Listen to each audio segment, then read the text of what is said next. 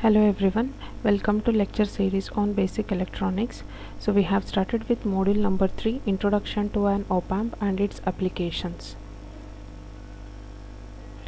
So content covered in the previous lecture was introduction to an OpAmp. So under introduction to an OpAmp we have discussed what is an OpAmp, symbol used for an OpAmp, various notation used for an OpAmp, as well as even we have discussed what is gain, open loop gain and closed loop gain. So after that we have discussed OpAmp as an inverting and non-inverting amplifier under open loop condition, and finally we have discussed what are the various and different applications of OpAmp. So content covered in this lecture is OpAmp is used as an OpAmp input modes and ideal OpAmp characteristics. So learning outcomes: after this lecture the student will have a better understanding of ideal and practical characteristics of an OpAmp as well as various input modes of an OpAmp. So let us discuss the input modes of an OpAmp. So there are three input modes of an OpAmp. The three input modes of an OpAmp are single-ended input modes, double-ended input mode and common-ended input mode. So first we'll discuss single-ended input modes. So in case of a single-ended input mode, as the name says single-ended, so among the two terminals of the OpAmp, one of the terminal is used for applying the input signal, whereas other terminal of the OpAmp is connected to ground. So this configuration is called as a single-ended input mode. I repeat, in case of single-ended input mode, among two terminals of an OpAmp, one of the input terminal of an OpAmp is connected to ground, whereas other input terminal of an OpAmp is used for applying the input signal. So here with respect to figure A, we have a configuration: positive terminal, that is non-inverting input terminal of an OpAmp is connected to ground, whereas inverting input terminal of an OpAmp, for an inverting input terminal of an OpAmp, a sinusoidal input signal is applied.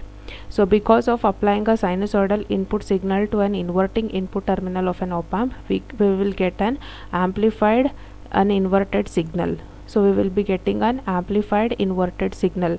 So inverted because of input signal is applied to an inverting terminal of an OpAmp. So here refer figure B. In case of figure B, out of two terminals of an OpAmp, the negative terminal or inverting terminal of an OpAmp is connected to ground point, whereas positive terminal, that is non-inverting input terminal of an OpAmp, a sinusoidal input signal is applied. So because of this positive signal, the signal is not going to get phase shifted, it is reproduced as it is, but it is going to get amplified. There is no change in the phase, but the signal is going to get amplified. So this is called as a single-ended input mode. So next we'll move to the second one, that is called as an double-ended input mode. So the second type of input mode is called as an double-ended input mode, or it is also called as an differential input mode. So in case of double-ended input mode, it says double-ended input mode because both the input terminals of the OpAmp are used for applying the input signal, hence it is called as an double-ended input mode. So whereas in case it is also called as a differential input mode. Why it is called as a differential input mode? Because it is going to take the difference of the two applied input signal and then it is going to make an amplification. So hence it is called as a differential input mode. So under double-ended or differential input mode, two opposite polarity or out of phase signals are applied. So refer the figure number A. In case of figure number A, for an inverting input terminal as well as for non-inverting input terminal, we have applied the two signals. So check out inside the box, the phases of the two signals are not identical. They are of opposite polarity, that is they are of out of phase signals are applied. So when out of phase signals are applied, an operational amplifier or OpAmp is going to amplify the difference between the two input signals. That is it takes the difference of these two input signal and it is going to produce the amplified output at the output terminal of an OpAmp. So this is called as an differential or double-ended input mode. the third one is called as common mode input.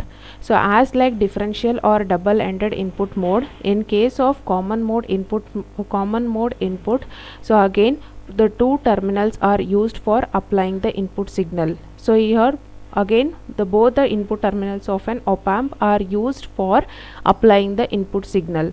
So here the two signals that are applied for the two input terminals of the op-amp are, the two signals are exactly identical or same, or it is applied with of same phase, same frequency and same amplitude. So when two input signals of same amplitude, same frequency and same phase are applied to both the inputs of the op-amp, so because of this negative terminal, the cycle is reproduced like this. So the phase is going to get changed, it comes out of phase, that is the polarity is going to get changed because of inverting terminal. But because of non-inverting terminal, the cycle is reproduced as it is. So now the two signals which are of same phase, they are going to come out of phase, so hence they are going to get cancel each other, producing zero output voltage at the output terminal of the op-amp. So this happens, this is best when a noise signal needs to be eliminated. So when a noise or unwanted signal appears at the two input terminals of the signal, so it can be eliminated with the help of common mode input configuration. So these are the three modes of the three input modes of an op-amp. So single-ended input mode means out of two input modes, only one input, only signal is applied to one of the input terminal and another terminal is connected to ground. So this is called as a single-ended input mode. So double-ended or differential input mode. So in case of double-ended or differential input mode, both the terminals are used for applying the input signal, provided out of phase signals are applied. So and finally it is going to provide the amplified signal of the difference of the two applied input signal. So common mode input signal means two terminals are used, the signal are applied with of same frequency and amplitude and same phase. So finally they are going to get cancel each other, producing a zero output voltage. So these are the three input modes of an op-amp. So now we'll move to an ideal characteristics of an op-amp. So these are the ideal characteristics of an op-amp. So infinite voltage gain. So voltage gain parameter is denoted by a letter A. OL indicates it is an open loop. Open loop voltage gain or voltage gain is infinite. Infinite input impedance. So infinite input impedance means it is input resistance or the resistance or the impedance that is available at the input terminal of the op-amp. So it is generally denoted by Rin, or sometimes even it is denoted by Zin or Zi. So this parameter, it is ideally it is of infinite. So finally next one is output impedance. So ideal characteristics is output impedance R0 is equal to 0. So R0 is the notation used for representing an output impedance. R0 indicates the notation used for an output impedance. So R0 becomes equal to 0 in case of an ideal characteristics.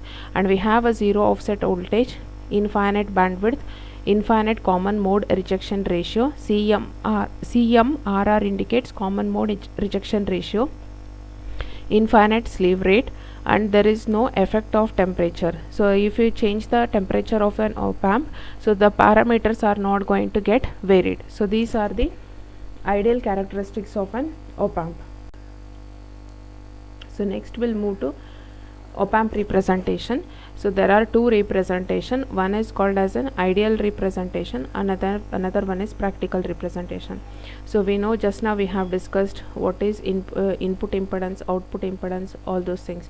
So here input impedance Zin, it is infinite and it is represented at the input terminal of an op-amp, and Zout means it is output impedance or resistance at the output terminal of an op-amp. It is 0 in case of an ideal representation, and voltage gain, it is infinite. So these are the characteristics that are represented in the diagram.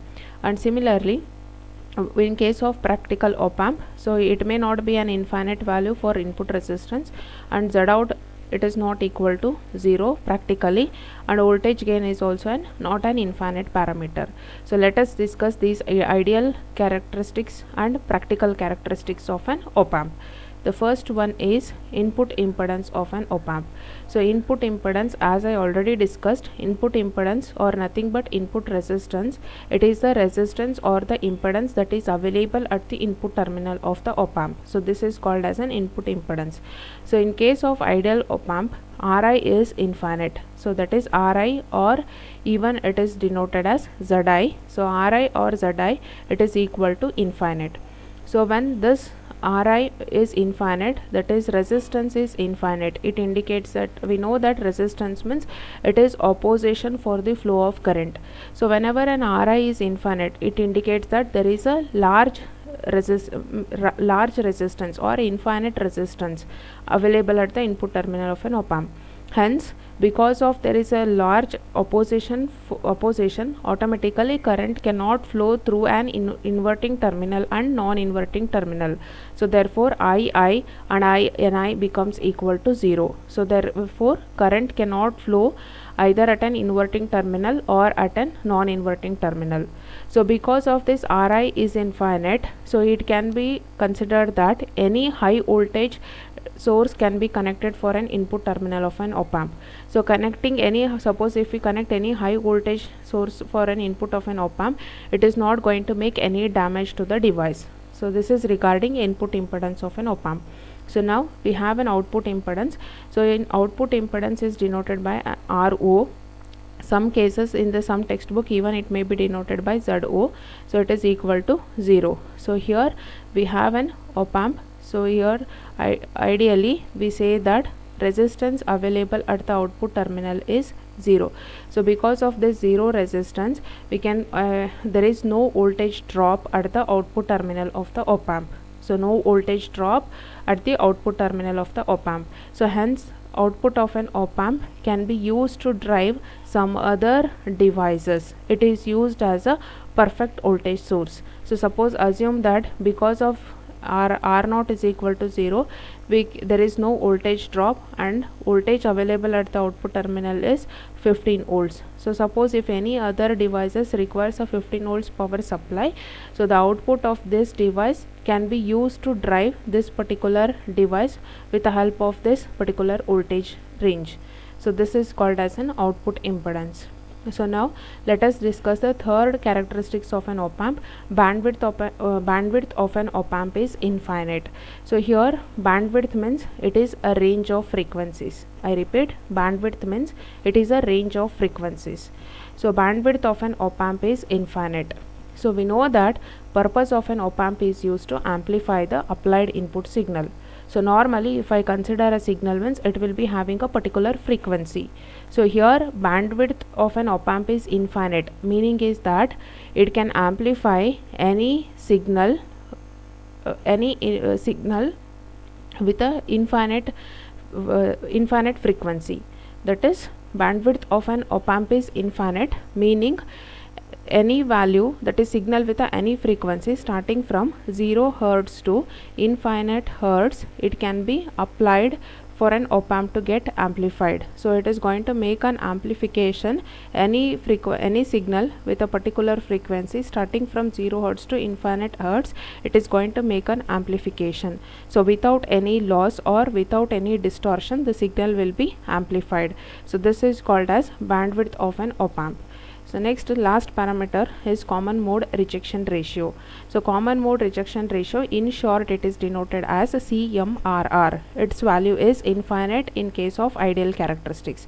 So now let us discuss what is this common mode. So already it was discussed while explaining the input modes. So here, as I told, if we apply two voltages which are equal, then ideally output voltage must be 0, but practically the output voltage will have a some voltage or some voltage. So that is, consider an op-amp, apply two input signals which are exactly equal or identical, or the signal with same phase, same frequency and same amplitude. So thus it's going to produce a 0 output voltage. So this can be considered in case of an ideal way, but practically there will be a non-zero result present at the output. So there will be a certain some voltage present at the output. So here common mode gain. So whenever we apply a common mode input voltages, the gain obtained during that is called as OpAmp common mode gain. So common mode gain is defined as gain at which the OpAmp amplifies the common mode signals. So common mode gain means gain at which OpAmp amplifies the common mode signals. So common mode signals are nothing but identical signals, or two signals are exactly same, or two signals are of having a same phase, same frequency and same amplitude. So later it is going to take a difference. So that is, so we will be representing it as VC. C indicates common signal, so common voltage or common signal. So VC becomes equal to V1 becomes equal to V2 generally. So thus these two things gets cancel each other, it may produce a zero voltage. So that is output voltage becomes equal to 0. So here VC means it is common mode voltage, it is V1 plus V2 divided by 2.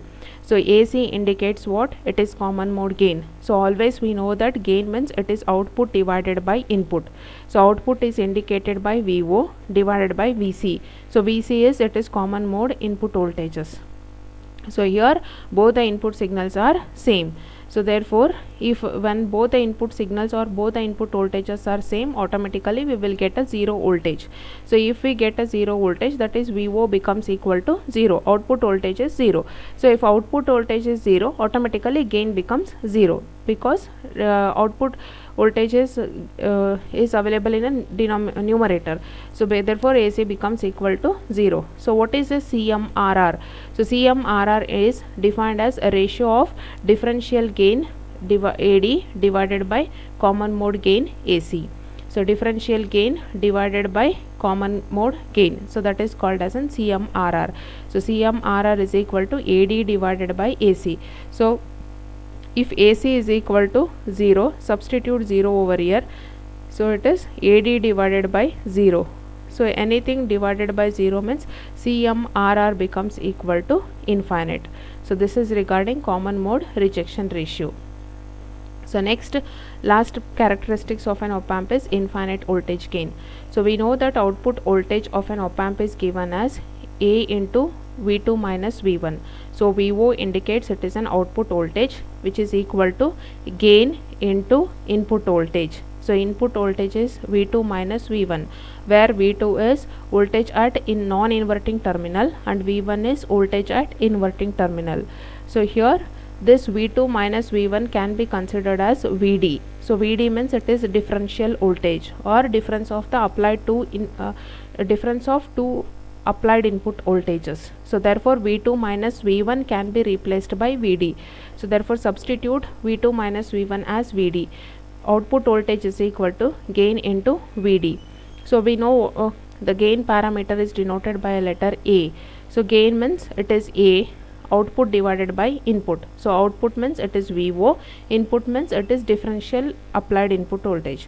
So differential input voltage, so it is VD. So suppose that is output divided by input. Let us consider VD is equal to 0. So if VD is equal to 0, substitute in this equation, we will get A is equal to V0 divided by 0. So anything divided by 0, it comes to infinite. So hence we say that it is infinite voltage gain. So the regarding this is regarding voltage gain ideal characteristic.